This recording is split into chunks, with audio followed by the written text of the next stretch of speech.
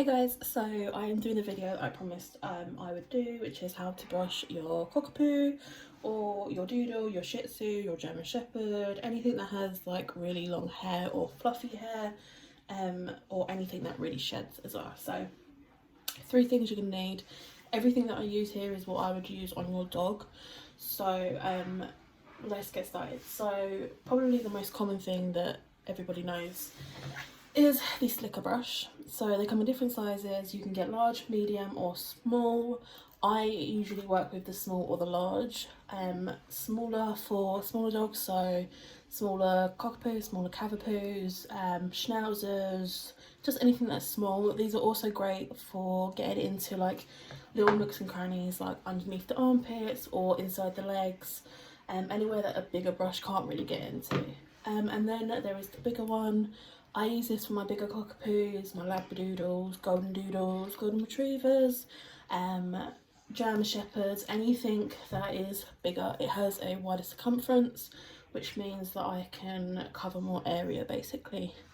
So I will link a link down below to Amazon where you can find sticker brushes. Now the next thing is a comb. This is the bit that people don't know about because nobody ever tells you that you need to use a comb as well, especially on any kind of doodle. So once you have put your brushes and you've brushed out your dog, you're then going to go in with a comb. This is a metal comb. I actually got some pressed at home, but I will link one down below to Amazon. And as you can see, it's got 2 sides to it. So there is a side that has wider teeth, and then there's a side that has less of a gap between the teeth. This side, for me as a groomer, I use to fluff up my dogs, so like my poodles, my cockapoos. It just allows me to fluff up the hair. You guys don't need to use this side, you need to use this side. So the side that has less space in between is the side that you are going to use. This means that knots can't get through it, so if you've brushed out your dog and there is still a knot, you're going to go through and this will catch the knot so that you can actually see where the knot is. So yes, you do need one of these. Very, very, very, very important. And then the next thing, the last thing that you're going to need is a good conditioner. Now this is a leave-in conditioner. It's by Tropiclean. It's probably like one of my favourite ones. It's all natural pretty much. And one thing that I like about it is it doesn't have any silicone in it. So a lot of detanglers have silicone in them. And that means that when you spray loads and loads and loads of it on, it has that greasy feel to it, which I absolutely hate. You can spray as much as you want of this on your dog's knots and it will dry perfectly fine, and you won't be able to feel it. So again, just a really good detangler, spray the mats, and then brush through. So make sure that you get this. I got this from Amazon. Again, I'll link it down below, but it's amazing and it smells really good. Okay, so this is Bear. She is my cockapoo, and I have not brushed her in probably like 3 days because I wanted to do this video. I wanted it to sort of be like a realistic video, not a video of like a perfectly fluffy brushed out dog. I wanted her to have like a few knots so that I could show you. So all I do is, personally for me, I like to make life easier for myself. So I work in a certain way. Obviously I understand that you will not have a table like this at home. You can do this literally on your bed, on the floor, wherever, laying down. Give them some treats, make it into kind of like a reward for them. So I like to start at the back end first and then work my way up to the head. Some groomers will work from the head all the way back down. Totally up to you on how you do it and what way you do it, but you have to make sure that you are thorough with it. So I personally like to start on one side, get one half done, and then swap over and do the other side instead of doing like one leg, turn around, one leg, and then tail and then head, if that makes sense. So just be smart about it. So yeah.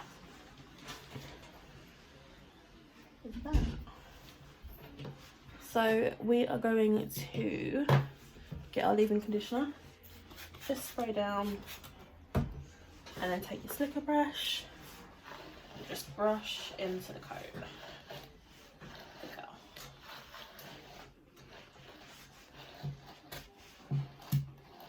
make sure that you always get the feet as well, because feet get matted, okay? So some people don't do the feet, and this is where dogs' feet have to go really, really short, as well as behind here.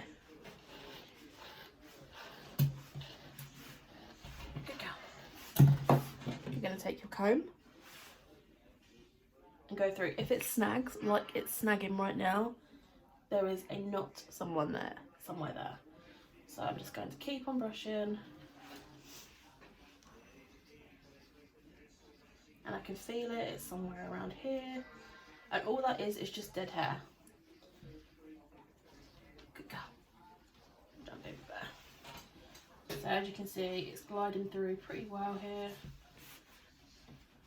And you're just going to work downwards. You can also work upwards as well if that's easier for you. So you can work from the foot. Again, make sure you get the feet. You can see that it was snug in there. And actually, I don't know if you can see, but there is some dead hair right here. So yes, that's when knots do happen as well. Sorry baby, I know. Okay. So make sure that you take your comb all the way through the hair. And then to the back as well. And you want to make sure that you go from root to tip. Okay, some people just take their brush, do this, and then that's it. All you are doing is touching that top surface bit. You're not getting through all the way through down to the root. As you can see in my comb already, just from doing that little tiny bit of leg, she's already lost quite a bit of dead hair. Now this is the hair that basically causes mats, because what happens is it entangles itself into the coat, and I can't get it out. I have to shave it out essentially. So come here baby, turn around, turn your flat bum. We're just going to keep going through, make sure so it's snug in there again. So I'm just going to hold it at the root, because I can tell that the mat is here. Well, it's not a mat, it's just a little tangle. And there we go. And then there's another one here. Again, just going to hold it and brush out. This is why I always suggest using a comb, is because had I have just gone in with a slicker brush, I wouldn't have realised that there is these little tangles here that wouldn't have come out with a slicker brush. So here she's got a little bit of a build up. So I'm just going to hold at the root. Holding at the root just helps to stop the hair being pulled, basically. It's more of a comfort thing. So we're going to do the back as well. Just down here. And guys, don't be afraid to like manoeuvre your dog's legs as well, okay? As long as you're not pulling them around, it's perfectly safe for you to pull your dog's legs, you know, backwards and forwards. It doesn't hurt them. It's very natural for them, their legs to move that way. So she's got some dead hair here.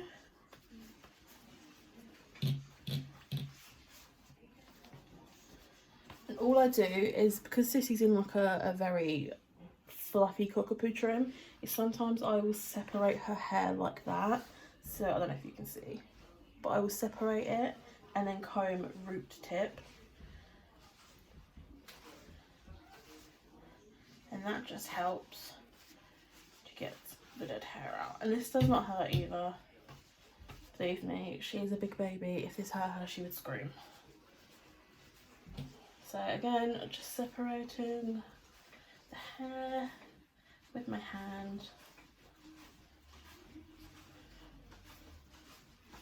Just combing through. And as you can see, all of that hair has just come from that one leg. I haven't brushed anywhere else yet with this. So there is a misconception that Labradoodles, Golden Doodles, any kind of doodle does not shed. In a sense, yes and no. So they don't shed in the sense like a Golden Retriever would, where it all ends up on your floor. However, as you can see, they absolutely do definitely shed, but their hair tends to get stuck within the rest of their hair pretty much. It's not, it doesn't fall out onto the ground the majority of the time. So yes, your Labradoodle, your Golden Doodle, whatever doodle you have, definitely does shed. It just doesn't shed in the way that you would expect it to. So moving along, to be honest, her back here is usually fine anyway. I always do her tail last because her tail ends up being like the knottiest. Good girl. She's got a knot there, I don't know if you just saw that. She's got a knot here. Good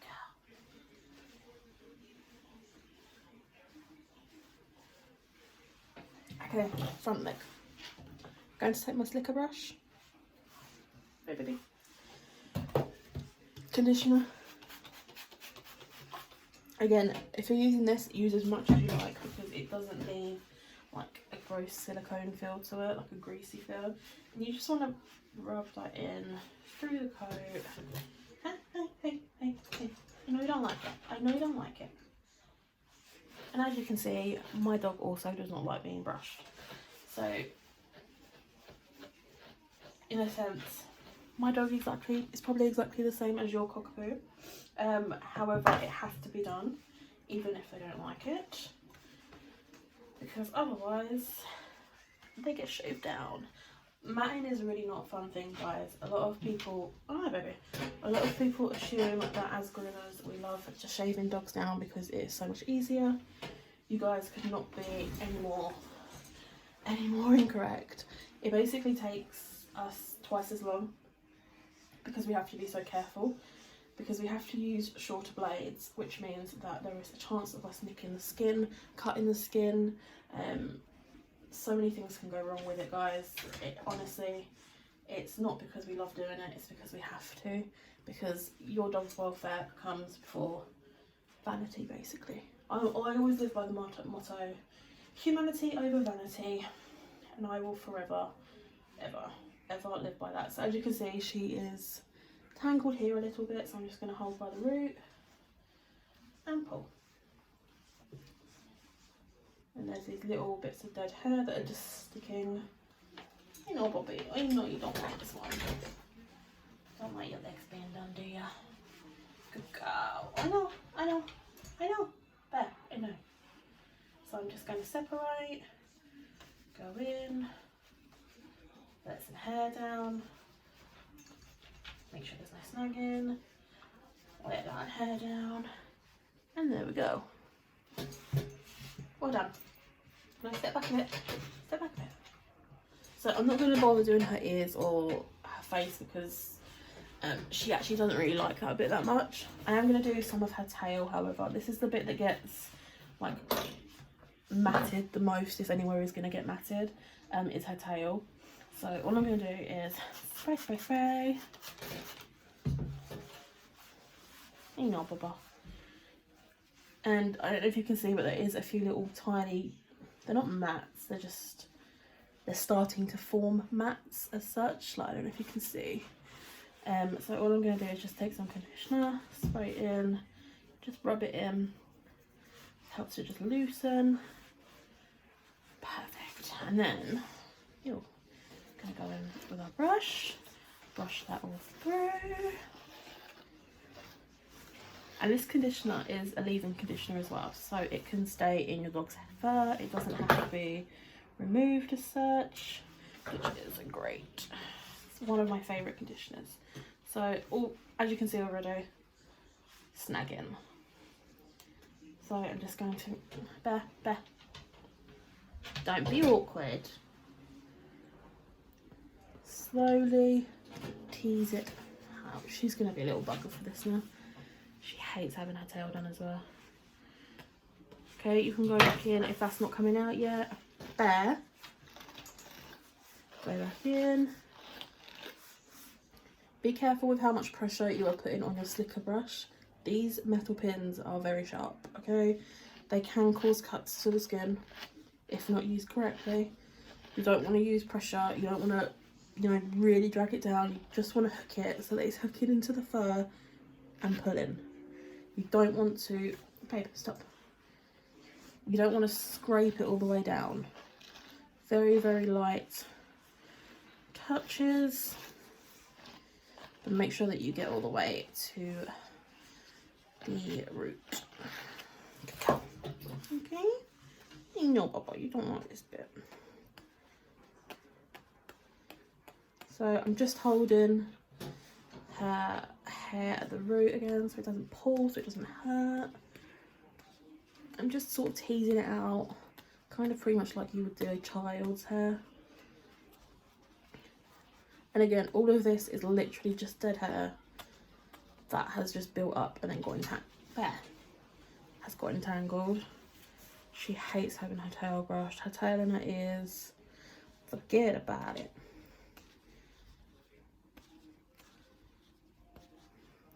Sometimes, you guys, I legit do shave her tail, or like parts of her tail, to remove the mats, because, like, as you can see, she absolutely hates it. So just to make it easier for her. But this is such a small little tangle as well. It's tiny. Look, there it is, I can see it. There. There, there, there. Stop. Be silly. You can see just from that one little section of that tail, that much hair has come out. So this is why it's really important to make sure that you brush your cockapoo every single day, you guys. Not once a week, not twice a week, every single day. Because this hair build up, I mean, this is just 3 days worth, 3 or 4 days. Are you actually humping me? Sis, seriously? That's so dramatic. This hair build up is literally not even there. Turn around. Stop, stop, stop. Stay. Go. Got to do your tail. This is why it's so important, because there. Okay. This is why it's so important, because one, if you don't brush your dogs enough, they become like this, pains in the bums. And two, even if you just go a few days without brushing, mats can form really, really quickly, and that makes it really hard for me to be able to get out. I will only ever demat for like 15 minutes, because it's just not fair. It's super painful when they're really badly matted. It's very, very, very painful, and 9 times out of 10 you can't even get the mats out. They have to be shaved out. So if you just brush your dogs, there will be no shaving down. No groomer wants to shave down dogs really, really, really, really short. Like I said, it's very, very dangerous for us, potentially cutting the dog, etc. But sometimes, you know, it has to be done.